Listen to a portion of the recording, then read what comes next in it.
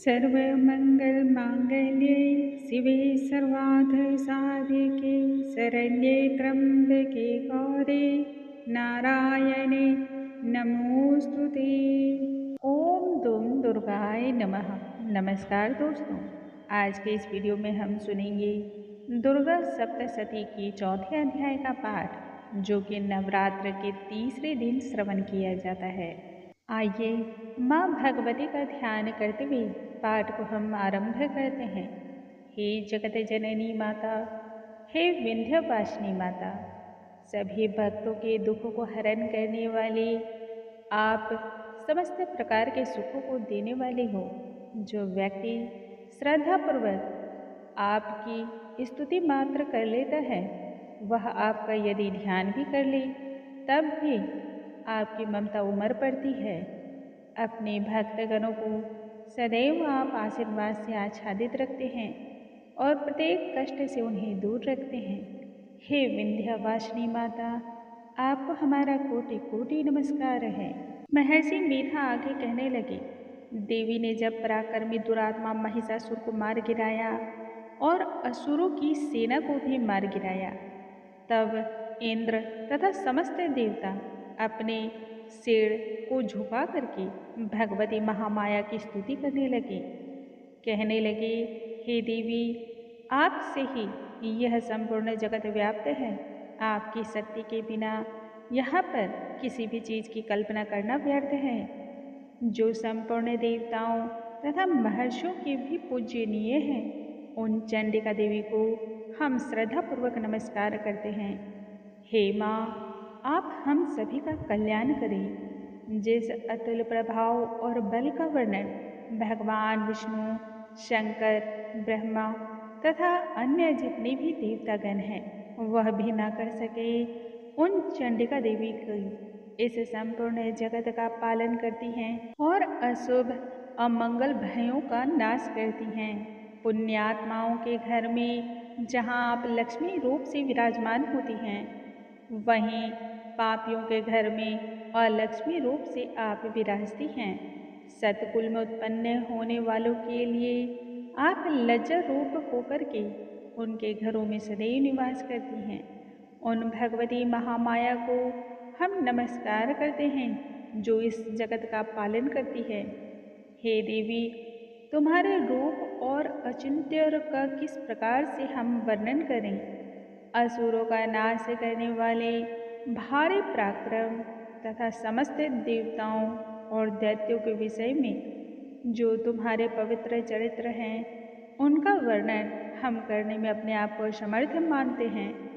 हे भगवती, त्रिगुण आत्मक होने पर भी तुम संपूर्ण जगत की उत्पत्ति का एकमात्र कारण हो।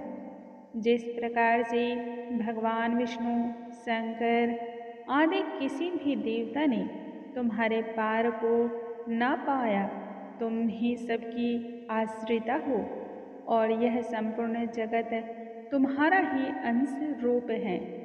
तुम ही प्रकृति की उद्भव हो और तुम ही इसके संहार करता भी हो। हे भगवती महामाया, जो भक्तगण तुम्हारे नाम का उच्चारण मात्र कर ले, उसे संपूर्ण यज्ञों में मिलने वाले फल की प्राप्ति हो जाती है। संपूर्ण यज्ञों में सब देवता तृप्ति का लाभ करते हैं, वह स्वधा भी तुम ही हो। इसके अतिरिक्त तुम पीतरों की तृप्ति का भी कारण हो, इसलिए आपको स्वधा के नाम से भी जाना जाता है। हे देवी, आप ही विद्या और मोक्ष प्रदान करने वाली हैं। महाज्ञान स्वरूपा तथा तत्वों के सार को अपने वश में करने वाली, संपूर्ण दोषों को दूर करने वाली वह देवी भी तुम ही हो। मोक्ष की चाहत रखने वाले मुनिजन नित्य प्रति जिसका ध्यान करते हैं, वह भगवती महामाया भी तुम ही हो। तुम वाणी रूप हो और दोष रहित ऋग तथा यजुर्वेदों के उद्भव गीत और सुंदर पदों के पाठ वाले सामवेद के आश्रय रूपा भी तुम ही हो। जब संपूर्ण संसार पीड़ाओं में पड़ा था, तब एकमात्र तुम ही थे जो सभी के पीड़ाओं को हरने वाले।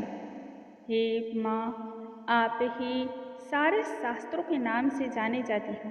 आप ही वेद ज्ञान हो, वेद की विद्या भी आप ही हो, वह मेधा शक्ति भी आप ही हो तथा दुर्गम भव सागर की पीड़ा से पार लगाने वाली एकमात्र नौका भी आप ही हो। लक्ष्मी रूप से भगवान विष्णु के हृदय में विराजने वाली हे देवी, आप ही महादेव के द्वारा सम्मानित गौरी देवी भी हो। मंद मुस्कान वाले निर्मल तथा पूर्ण चंद्र बिंब के समान सुंदर उत्तम सुवर्ण की मनोहर कांति से कमनीय तुम्हारे मुख को देखकर भी महिषासुर क्रोध में भर गया। इससे बड़े आश्चर्य की बात और क्या हो सकती है। क्रोध में भर जाने के कारण आपका मुख उदयकाल के चंद्रमा की भांति लाल हो गया और उस समय भौं भी तनी तथा विकराल हो गई। उसे देखकर भी महिषासुर के प्राण नहीं निकल गए। इससे परे और आश्चर्य की बात भला क्या हो सकती है।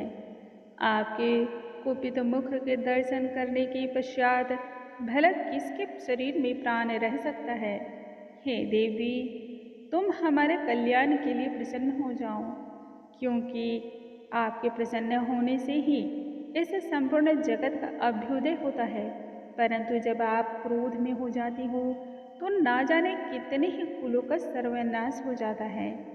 यह तो हमने अभी अभी ही जाना है कि जब आपने महिषासुर की इतनी विशाल सेना को क्षण भर में ही मार गिराया, तब भला किसी में और क्या सामर्थ्य है। हे चामुंडे, आप ही सदा प्रताप देने वाली हो तथा जिस पर भी प्रसन्न हो जाती हो वह सर्व ओर से सम्मानित होता है। उसके यश में धन में वृद्धि होती चली जाती है।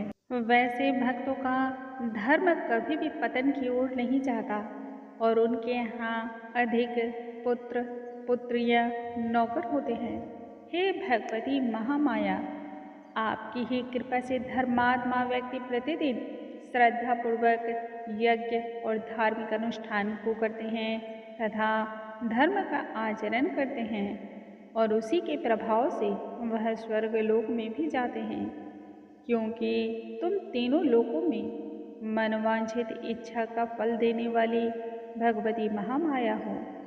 जो प्राणी तुम्हारा स्मरण मात्र कर ले उनके संपूर्ण भयों को नाश भी करती हो और स्थिर चित्त वालों के चिंतन करने पर उन्हें और अधिक मंगल प्रदान करती हो।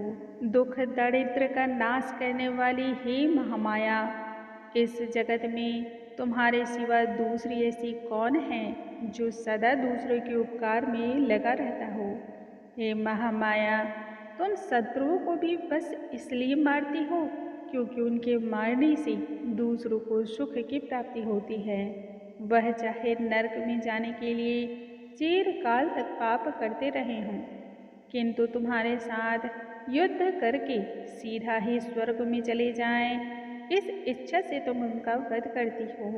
हे चामुंडे, क्या तुम दृष्टिपात मात्र से ही समस्त असुरों को भस्म नहीं कर सकती?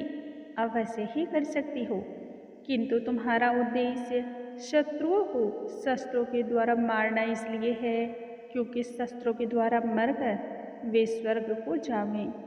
इस तरह से तुम्हारा विचार शत्रुओं के प्रति भी अत्यंत ही ममतामयी है। इसलिए हे भगवती महामाया, हम पर आप प्रसन्न हो। हे देवी, आपके उग्र खड़ग की चमक से, त्रिशूल की नोक की कांति की किरणों से असुरों की आंखें फूट ना गईं, उसका सिर्फ एक ही कारण था और वह यह था कि वे किरणों से शोभायमान तुम्हारे चंद्रमा के समान शीतलता प्रदान करने वाले सुंदर मुख की ओर देख रहे थे। हे महामाया, तुम्हारा शील बूढ़े वृत्तांत को दूर करने वाला है और सबसे अधिक तुम्हारा रूप है जो ना कभी चिंतन में आ सकता है, ना ही किसी अन्य चीज से कभी इसकी उपमा ही की जा सकती है। यह अतुलनीय है। तुम्हारा बल पराक्रम शत्रुओं का विनाश करने वाला है। इस तरह से तुमने शत्रुओं पर भी सदा ही दया का भाव ही रखा है। हे भगवती महामाया, तुम्हारे बल की किसी के साथ बराबरी ही नहीं की जा सकती तथा शत्रुओं को भय देने वाला इतना सुंदर रूप भी किसका है। हृदय में कृपा और युद्ध में निष्ठुरता, यह दोनों ही बातों में तीनों लोक में सिर्फ और सिर्फ तुम में ही देखने में आती हैं। हे चामुंडे, युद्ध भूमि में शत्रुओं को मारकर तुमने निश्चय ही उन्हें स्वर्गलोक का अधिकारी बना दिया है। इस तरह तुमने रक्षा ही की है उन उन्मत्त असुरों से जो हमें भय और तरह तरह से प्रताड़ित कर रहे थे। उन असुरों के भय को आपने क्षण भर में ही दूर कर दिया। आपको हमारा नमस्कार है। हे खड्ग धारिणी शूल धारिणी देवी, आप हमारी रक्षा करो। घंटे की ध्वनि और धनुष की टंकार से हमारी रक्षा करो माँ। आपने शूल को घुमाकर पूर्व, पश्चिम, उत्तर तथा दक्षिण दिशा में हमारी रक्षा करो माँ। तीनों लोकों में तुम्हारे जैसा सौम्य रूप तथा घोर रूप जो भी हैं उनसे हमारी आप ही रक्षा करो। आप ही इस संपूर्ण पृथ्वी की पालन करता है और आप ही रक्षिका भी हैं।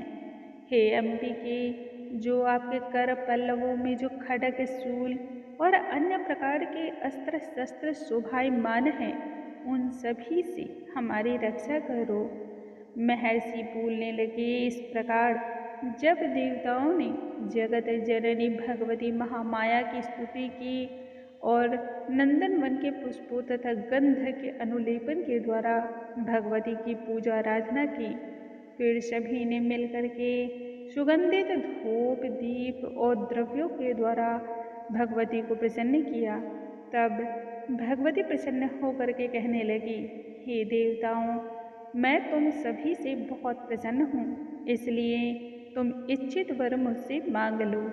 देवता तब कहने लगे, हे भगवती महामाया, तुमने हमें सब कुछ दिया है, इसलिए अब कुछ और मांगने के लिए शेष ही नहीं रह गया। आपने हमारे सबसे बड़े शत्रु महिषासुर को मार गिराया, इससे बड़ा और वरदान क्या हो सकता है।